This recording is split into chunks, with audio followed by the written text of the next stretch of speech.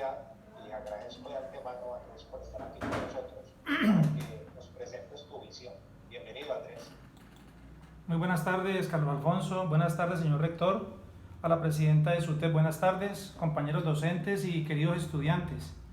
Para mí es placentero compartir en esta tarde de hoy respecto a un tema que nos concita a todos y es el tema de la educación en tiempos de pandemia. He preparado una presentación, Carlos, si es tan amable me permite compartirla de manera muy breve, que tiene como base el tema del liderazgo y también tiene un puente con la programación neurolingüística. Hay aspectos muy importantes que han tocado mis compañeros, que me han antecedido en el uso de la palabra y que tienen que ver con el ejercicio de la inteligencia emocional.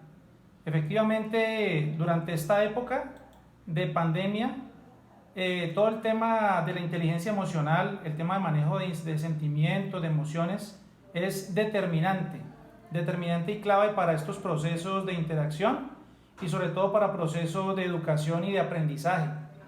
Es una oportunidad muy importante. Esta época, digamos, de confinamiento, de volver al hogar, es una oportunidad muy importante para reconocernos y para hacer un trabajo de introspección, un trabajo de inteligencia intrapersonal, de volver nuevamente a nuestro interior y conocer esas fortalezas y potencialidades que tenemos como seres humanos.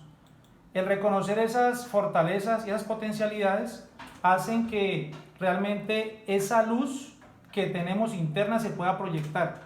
Cada uno de ustedes como estudiantes, cada uno de nosotros tiene grandes potencialidades y tiene en su proyecto de vida metas y sueños por alcanzar. Este momento de incertidumbre también puede ser leído como un momento de oportunidad. Desde la programación neurolingüística se invita a ver lo que algunos llaman problemas, a leerlos como oportunidades para crecer en todos los niveles, crecer sobre todo como seres humanos. Cuando ustedes se gradúen de 11, vayan a la universidad, el título más importante no va a ser aquel que le entregue a la universidad y le entregue un diploma certificándolo. El título más importante es el de seres humanos. Todavía no lo somos, estamos en proceso de lograrlo. Somos personas instintivas, emocionales, y algún día lograremos esa solidaridad y ese ser mucho más humanos, entendiendo que el otro es un espejo donde yo me reflejo. Desde la psicología se habla del alter ego, el otro yo, donde me reflejo como persona. Y cuando veo en otro potencialidades y oportunidades, las veo en mí también. Cuando veo en el otro defectos y cosas que no me gustan, es una invitación a revisarme como ser humano, es un espejo donde me reflejo. En esa medida, el ser humano y el cerebro del ser humano es un órgano social. Y como somos sociales, requerimos del encuentro, requerimos del diálogo, requerimos del abrazo, requerimos de esa oportunidad de dialogar, de encontrarnos. En este momento la oportunidad es encontrarnos de manera remota, de manera virtual y de manera sincrónica, como en este espacio y como son los espacios de clase que ustedes frecuentan en el día a día. De ahí entonces que esta época de pandemia se presente como una oportunidad para unir nuevamente a las familias, para hacer de la casa ese espacio de juego, espacio de encuentro, también espacio académico, es multiplicar los espacios del hogar. El hogar es una oportunidad también de aprendizaje. La escuela no solamente puede ser el edificio de 4 paredes, donde nos encontramos y aprendemos. El ser humano del siglo XXI debe tener la capacidad de ser autodidacta, de aprender de cuenta propia, de aprender no por obligación, de aprender por pasión, por gusto, por un placer importante en el ejercicio del conocimiento. Y reitero, ese conocimiento, el más importante es el conocimiento interno de cada uno de nosotros. De ahí lo decía Sócrates, una frase tan sencilla pero tan profunda: conócete a ti mismo. Conócete a ti mismo y dominarás el universo. Este filósofo de la antigua Grecia, que es tan antiguo y tan reciente, tan vigente aún, nos invita a generar ese espacio de inteligencia intrapersonal. Y la otra inteligencia que es clave, que ya está cita en lo que hemos dicho y han dicho también los compañeros que hicieron uso de la palabra anteriormente, es la inteligencia interpersonal.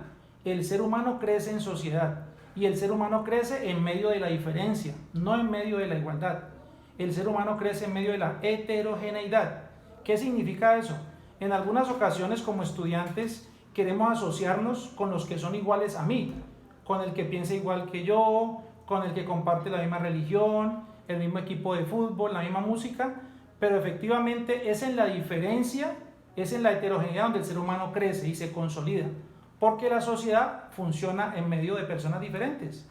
De ahí que nuestra Constitución dice que somos un país pluriétnico y multicultural, y la escuela es un espacio, un laboratorio social que como microsociedad refleja eso, un espacio diferente, donde encontramos personas de estratos sociales diferentes, orígenes socioeconómicos diferentes, creencias diferentes y cosmovisiones diferentes. Es decir, una forma de ver el mundo y entenderlo diferente. Y también proyectos de vida diferentes. Y en esa diferencia está la oportunidad de crecer como personas, como seres humanos. Entonces es importante que como seres humanos, para cada uno de los estudiantes, puedan hacer una lista ustedes de las fortalezas personales, que ustedes se pregunten como personas, como estudiantes, en qué soy bueno yo, en qué me puedo destacar, en qué tengo potencialidades, y que esa lista puedan escribirla. Ese ejercicio debe ser de interiorización, debe ser un ejercicio personal, particular, sin preguntarle a otro, sin preguntarle al amigo, a la amiga, al papá o a la mamá. Y esas fortalezas las deben fijar en un lugar visible en su casa. Cuando usted fija sus fortalezas y saben qué es bueno, esas fortalezas tienden a expandirse y tienden a multiplicarse. Entonces, es una invitación que les hago en esta época de pandemia, donde, como decían los compañeros anteriormente, el miedo se ha apoderado de la gente. El miedo se ha apoderado de alguna manera, y donde uno encuentra a través de medios de comunicación digamos, un bombardeo permanente de noticias negativas. Y está demostrado científicamente que el miedo impacta la parte inmunológica del ser humano, y cuando le impacta es vulnerable a cualquier tipo de enfermedad. Entonces la invitación es, tenemos la posibilidad de cambiar a través de la programación y de vigilar los pensamientos y convertirlos en pensamientos positivos. De ahí que una buena lectura, una buena poesía, la dimensión lúdica, el juego, compartir con las familias son espacios diferentes. Y por eso esta oportunidad en la época de pandemia de volver al hogar y convertirlo en un espacio también de estudio, se puede convertir en una oportunidad de crecer como personas y crecer como seres humanos. Importante desde la institución educativa Cárdenas Centro que en su proyecto educativo institucional ese universo, ese horizonte del ser humano jamás se ha perdido. Ese es el faro, es como el foco que orienta el quehacer de la institución. Primero el ser humano, desde el estudiante, el docente, el directivo docente, desde el rector, la secretaria, todos y cada uno somos una familia, y en esa medida queremos brindar lo mejor para los estudiantes. Y a través de 152 años de historia se ha demostrado que el pilar esencial es la formación del ciudadano competente y del buen ser humano, con valores, con virtudes, el que sirve a la sociedad en cualquier espacio donde él se desenvuelve. Del Cárdenas Centro han salido deportistas, científicos, políticos, personas en todos los niveles, y seguirán saliendo. En este momento es un crisol donde se forjan estas personalidades tan importantes, que más adelante como líderes impactarán el mundo de manera significativa. Carlos Alfonso, quisiera compartir la presentación, que es muy breve, pero aquí al intentar dice que no permite hacer esa presentación. Son 5 diapositivas muy sencillas que quieren sintetizar y complementar esto que les estoy mencionando. Carlos Alfonso. Sí, pero ahorita no te puedo ayudar con eso porque ahorita no te puedo ayudar con eso, compartir. Ok, de todas formas en las diapositivas se sintetiza el pensamiento de líderes importantes a nivel mundial, entre ellos Mahatma Gandhi, este líder de la India tan importante, que a través de la no violencia generó un proceso de cambio importante en su país.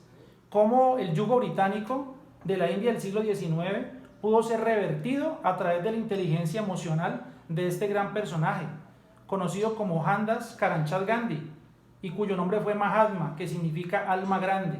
Una persona que, conociendo cómo lo dominaban los británicos, se formó como abogado en Inglaterra y regresó a su país para enseñarles que a través de la no violencia se podía generar resistencia pacífica y liberar del yugo británico.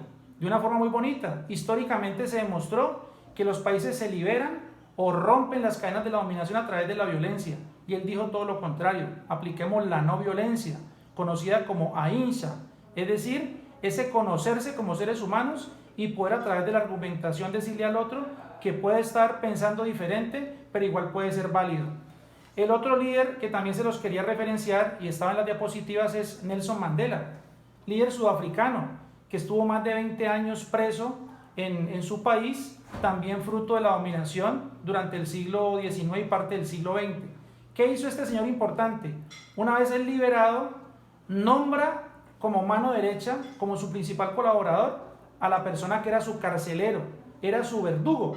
Lo que hizo fue voltear la moneda. Como dice la palabra sagrada, lo que hizo fue poner la otra mejilla, pero de una manera simbólica, es decir, devolvió el bien por mal.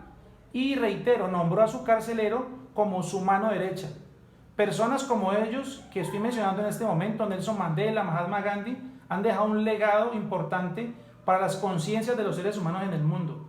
Y podríamos llamar a otros y mencionarlos: Martin Luther King, la Madre Teresa de Calcuta, el mismo Jesús, que como líderes a nivel mundial hicieron un cambio y una revolución a nivel mental, a nivel de conciencia.